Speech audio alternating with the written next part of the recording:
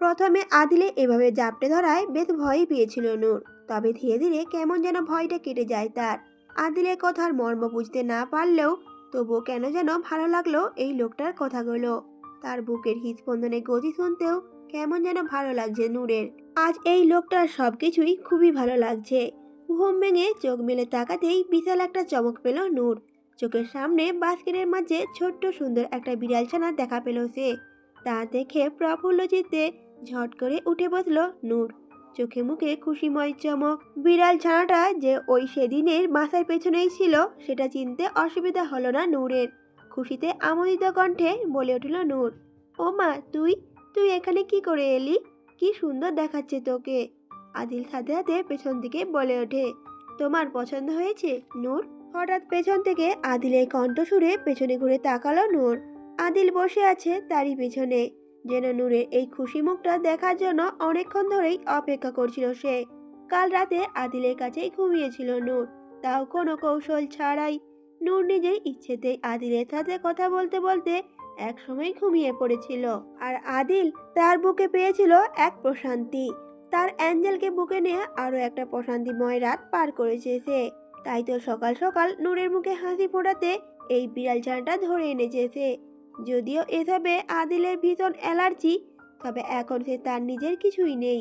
নূরের খুশির জন্য সব করতে পারবে সে। আদিল মুচকি হেসে বলে উঠল নূরকে, কি হলো অ্যাঞ্জেল, বলো তোমার পছন্দ হয়েছে? নূর অবাক ভরা কণ্ঠে বলে উঠল, এটা তুমি এনেছো?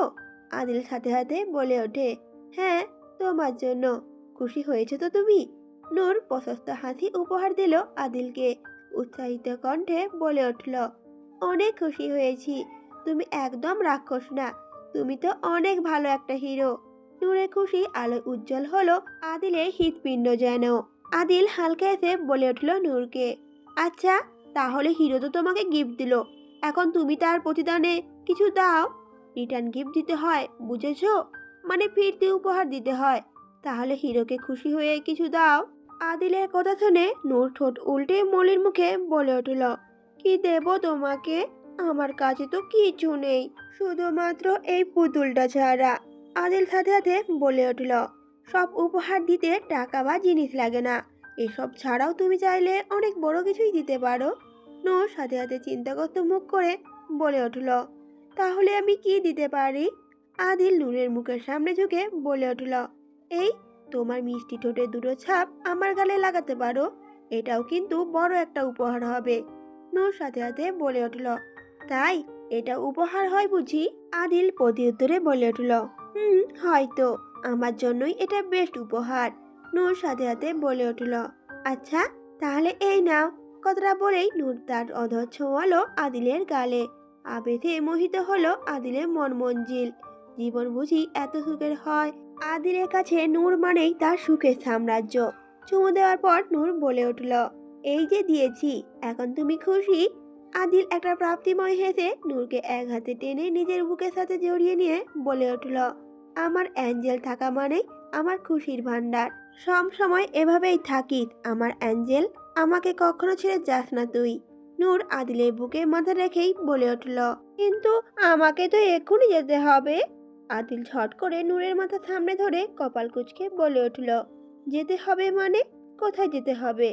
নূর সাথে সাথেই বলে ওঠে, কেন, বাথরুমে যেতে হবে না?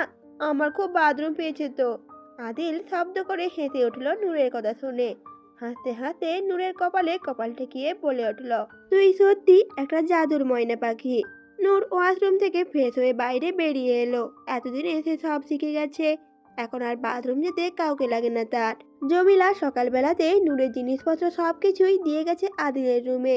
যদিও জিনিসপত্র বলতে নূরের একটা ব্যাগ শুধুমাত্র, তাতে শুধুমাত্র নূরের জামা কাপড়ই আছে। নূর ওয়াশরুম থেকে বাইরে বেরিয়ে আসলে আদিল খেয়াল করলো নূরের জামায় এক জায়গায় বেশ ছিঁড়ে গিয়েছে। আদিল তা দেখে বলে উঠল নূরকে, এতটা ছিঁড়ে গেছে, এটা পড়েছো কেন? হাতে হাতে নূর বলে ওঠে, আরে তাতে কি হয়েছে, আমি তো এর চেয়েও কত ছেঁড়া জামা পরে থাকতাম, এতে কিছু হয় না। আর তাছাড়া সব জামাই এমনই প্রায়। আদিলের সাথে সাথে নিজের উপর প্রচন্ড রাগ হলো। রাগে ইচ্ছে করছে নিজেকে চাবুক আঘাত করতে। সে নিজের বইয়ের প্রতি কতটুকুই বা খেয়াল রাখতে পারছে না নিজের স্বামীর দায়িত্ব পালন করতে। যার জন্য সবকিছু উজাড় করে দেবে, তারই সামান্য প্রয়োজনে খবরই নেই তার।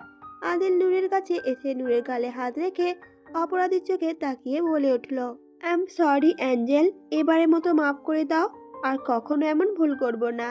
নূর কিছু বুঝতে না পেরে বলে উঠল, কি ভুল হবে না? আদিল বলে উঠল সাথে সাথে, কিছু না, এসব ছাড়ো। আজ আমরা শপিংয়ে যাব, আমার অ্যাঞ্জেলের জন্য সব জিনিসপত্র কিনে আনবো, কেমন?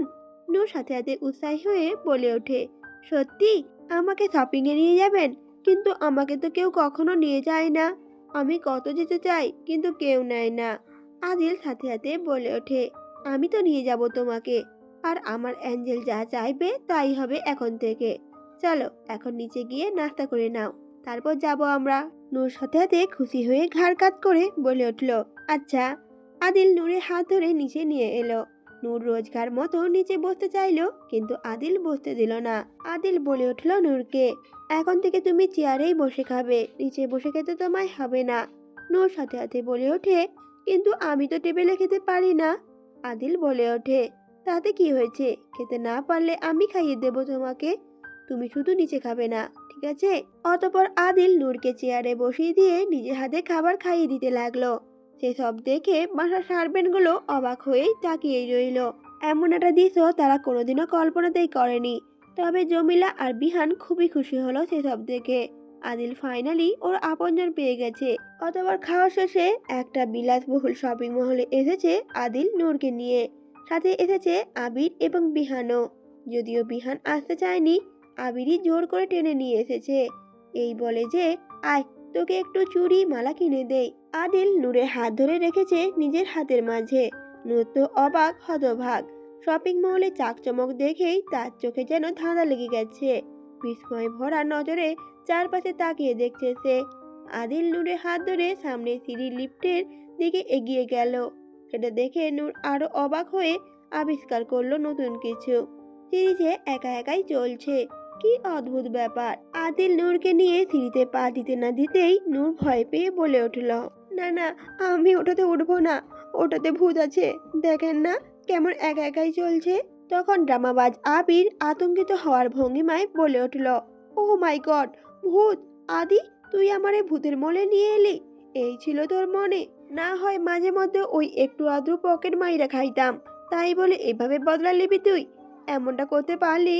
দুঃখে যে আমার কলিজা ডায়রিয়া হয়ে যাচ্ছে আমার। বিহান পাশ থেকে বলে উঠল, আরে সমস্যা কিসের? বুঝনি ইচ্ছাতে ইচ্ছে মতো প্রেম প্রীতি করবি? এমনিতেও তোর লাইগা ভূতনি করনি, ঠিক আছে, খাপে খাপ মাইনকার বাপ। এদের কথায় আদিল বেশ বিরক্ত হয়ে বলে উঠল, এই তোরা চুপ করবি, যেখানে সেখানে শুরু হয়ে যাক। তারপর নূরের উদ্দেশ্যে বলে উঠল, ভয় নেই অ্যাঞ্জেল, এখানে কোনো ভূতরূত নেই, এটা শুধুমাত্র একটা মেশিন। তাছাড়া আমি আছি না, আসো আমার সাথে, ভয় পেও না। নূর তাও ভয় পাচ্ছে। আদিল এক হাতে নূরকে জড়িয়ে ধরে বলে উঠল, ভয় নেই নূর, এসো আমার সাথে। নূরকে ধরে সিঁড়িতে পা রাখলো আদিল। নূর তো ভয়ে আদিলকে শক্ত করে জড়িয়ে ধরে রেখেছে। আদিল শার্ট খামচে ধরে রেখেছে সে। আদিল নূরের ভয় কমাতে বলে উঠল, দেখো কিছু হচ্ছে না, এই যে আমি উঠে আছি, আমার কিছু হচ্ছে? এবার নূরের ভয় ধীরে ধীরে কমতে লাগলো। এখন সে ভীষণ কৌতূহলী হয়ে দেখলো সবকিছু। অবাক হয়ে দেখলো কিভাবে একা একাই উঠে যাচ্ছে সিঁড়ি উপরের দিকে। সিঁড়ির শেষ মাথায় গিয়ে নামতেই আদিল বলে উঠল, দেখো কিছুই হয়নি আমাদের, এটা শুধুমাত্র একটা মেশিন। নূর যেন ভীষণ রকমের উৎসুক হয়ে বলে উঠল, আমরা আবার একটু উঠি এটাতে? আদিল বলে ওঠে, এখন? পরে আবার নামার সময় উঠবো তো। নূর তখন আবার বলে ওঠে, কিন্তু আমি এখনই উঠতে চাই। উঠি না? আদিল তখন বলে ওঠে, আচ্ছা বাবা ঠিক আছে, চলো। আদিল নূরকে নিয়ে আবার সিঁড়িতে উঠে পড়ল। এবার আর ভয় পেল না নূর। আদিলকে এবার আর ধরল না সে, বরং উল্টো কিছুটা খুশি হয়েই উঠল সে। এভাবে একবার নেমে যাওয়ার পর আবার উঠল ওরা। নূর তো এবার খুশি মনে হাততালি বাজাতে লাগলো। উপরে ওঠার পর আবার জেদ ধরল নূর সিঁড়িতে ওঠার। আদিল পড়ে গেল বিপাকে। এই মেয়ে তো এখানেই সারাদিন কাটিয়ে দেবে। নূর এবার একা একাই উঠে পড়ল। মহা আনন্দে বারবার উঠছে আর নামছে সে। আদিল বেচারা করুণ মুখ করে দাঁড়িয়ে রয়েছে। আবির তো হাই তুলে বিহানকে বলে উঠল, যা তো একখান বালিশ নিয়ে আয়, ভাবি সিঁড়ি বিলাস করার মাঝে আমার একগুম হয়ে যাবে মনে হচ্ছে। নূর এবার উপরে আসলে আদিল তাকে আটকে ধরে আদুরে সুরে বলে উঠল, নূর মাই অ্যাঞ্জেল, অনেক মজা করেছো। এখন একটু শপিং করে নেই প্লিজ। দরকার হলে এই থ্রি আমি বাসায় লাগিয়ে দেব। তুমি সারাদিন চড়ে বেরিয়েও, কেমন? এখন তো দয়া করে চলো। নূর তখন বলে উঠল, সত্যি? আদিল বলে উঠল, তিন সত্যি বাবা। নূর তো তখন খুশি মনেই বলে উঠল, আচ্ছা ঠিক আছে, চলো। আদিল তো বেচারা হাঁপ ছেড়ে বাঁচলো। নূরকে নিয়ে অনেক কেনাকাটা করলো আদিল। আবির আর বিহানও টুকটাক ঘুরে কিছু দেখলো। আবির তো শপিং এর চেয়ে বেশি সুন্দরী মেয়েদের চ্যাটিং এ ব্যস্ত। শপিং এর শেষে নূরকে নিয়ে সবাই ফুড কর্নারে বসলো। হঠাৎ আদিলের জরুরি ফোন আসায় নেটওয়ার্ক না পাওয়ায় আদিল একটু উঠে গিয়ে অন্যদিকে গিয়ে কথা বলতে লাগলো। নূর তখন জুস খাচ্ছিল। তখনই নূরের চোখে অবাক করা একটা বিস্ময়কর বস্তু চোখে পড়ল। এবারে বিষয়টা যেন আরো বিশাল। নূর দেখলো সামনে ছোট একটা ঘরের মধ্যে মানুষ ঢুকছে, তবে বের হচ্ছে অন্য মানুষ হয়ে। এটা দেখে তো নূর আরো অবাক হয়ে গেল পুরো। নূর বিষয়টা ব্যাখ্যা জানতে পাশের আবিরকে জিজ্ঞেস করে উঠল, আচ্ছা, ওই ঘরটাতে মানুষ ঢোকার পর অন্য মানুষ হয়ে যাচ্ছে কেমন করে? আবির বুঝলো নূর লেফটের কথা বলছে, যেখানে একজন যাচ্ছে তো আরেকজন আসছে। আবির ভাবলো একটু মজা করা যাক নূরের সাথে। সে নূরকে বলল, আরে এটার কথা জানো না ভাবি? এটা একটা ভয়ঙ্কর জাদুর ঘর। ওখানে মানুষ ঢুকলে বের হয় অন্য মানুষ হয়ে। নূর বিস্ময়ে অবাক হয়ে বলে উঠল, বলো কি? তখন হঠাৎই দেখলো আদিল লিফটের মধ্যে ঢুকছে। তাকে লিফটে ঢুকতে দেখে আটকে উঠল নূর। সে আশঙ্কিত কণ্ঠে বলে উঠল, আরে আরে হিরো যে ঢুকে গেল এর মধ্যে। হিরো! কথাটা বলতে বলতে নূর দৌড়ে গেল লিফটের সামনে আদিলকে বাঁচাতে। কিন্তু ততক্ষণে লিফটের দরজা বন্ধ হয়ে গেছে। নূর ভীষণ ভয় পেয়ে গেল। আবিরদের উদ্দেশ্যে বলে উঠল, এখন হিরোর কি হবে? আবির সাথে সাথে বলে ওঠে, কি আর হবে, হিরো এখন জিরো হয়ে বের হবে, মানে অন্য কেউ হয়ে বের হবে। এখন দেখো, এক্ষুনি বের হবে। পরপরই লিফট খুলতেই অন্য একটা লোক বেরিয়ে এলো। লোকটাকে বের হতে দেখেই নূর তার হাত ধরে ফেললো। চিন্তাগ্রস্ত কণ্ঠে বলে উঠল, হিরো, হিরো, এটা তোমার কি হয়ে গেল? এত কালো হয়ে গেলে কিভাবে তুমি? হিরো থেকে পুরো অন্যরকম হয়ে গিয়েছো। এখন কি হবে?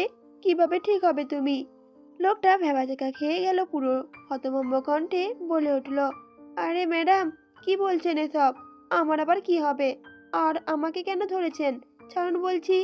আবির নূরের কানে পিস পিস করে তখন বলে উঠল, আরে চেহারা পাল্টানোর সাথে সাথে আচার আচরণও পাল্টে যায় ভাবি। দেখো না, আমাদের চিনতেই পারছে না। নূর গভীর চিন্তাগ্রস্ত কণ্ঠে বলে উঠল, ও তাই? তাহলে এখন কি করব? কিভাবে ঠিক করব হিরোকে? আবির তখন বলল, আরে ওই যে দেখো সামনে একটা দোকান আছে, ওখানে পুরনো মালের বদলে নতুন মাল দেয়। ওখানে গিয়ে বলো এটাকে নিয়ে তোমার ব্র্যান্ড নিউ নতুন হিরোকে দিয়ে দিতে। নূর সাথে সাথে বলে উঠল, তাই? আচ্ছা তাহলে নিয়ে যাচ্ছি। বলেই নূর লোকটাকে নিয়ে দোকানের দিকে টেনে নিয়ে যেতে লাগলো। লোকটা যেন পুরো হতবিহ্বল হয়ে এরকম কাজকর্ম দেখছে। সে নূরের কাছ থেকে নিজের হাত ছাড়ানোর চেষ্টা করে বিভ্রান্ত মুখে বলে উঠল, আরে হচ্ছেটা কি এসব? কোথায় নিয়ে যাচ্ছেন আমাকে? ছাড়ুন বলছি। নূর এ পর্যায়ে আবির আর বিহানকে বলে উঠল, আরে তোমরা ওখানে দাঁড়িয়েছো কেন? হিরোকে শক্ত করে ধরো, ছুটে যাবে তো। কথাটা বলতেই আবির ছুটে এসে লোকটাকে ধরল। তারপর বিহান আবিরকে উদ্দেশ্য করে বলে উঠল, আরে কি করছিস এসব? তখন আবির বলে ওঠে, আরে চিল কর না, একটু মজা করতে দে, তুইও ধর ভালো করে। আবির আর বিহান মেরে লোকটাকে দুপাশ থেকে শক্ত করে ধরল। বেচারা লোকটা এবার ভয় পেয়ে গেল সত্যি সত্যি। লোকটা এবার আতঙ্কিত কণ্ঠেই বলে উঠল, কি করছেন? কোথায় দিয়ে যাচ্ছেন আমাকে? দেখুন, ছেড়ে দিন প্লিজ। আমার গার্লফ্রেন্ড আমার জন্য ওয়েট করছে, প্লিজ ছাড়ুন না। আবির এবার লোকটাকে জোরেই ধমক দিয়ে বলে উঠল, চুপ, একদম চুপ। আর একটা কথাও বললে একদম এই দোতলা থেকে ছুঁড়ে মারবো। প্রথমত আমি এখনো বেঁচে থাকতে তোর কিভাবে গার্লফ্রেন্ড হতে পারে? এখন তো তোর পোস্টমর্টম করেই ছাড়বো। ধরাধরি করে লোকটাকে সেই দোকানে নিয়ে এলো।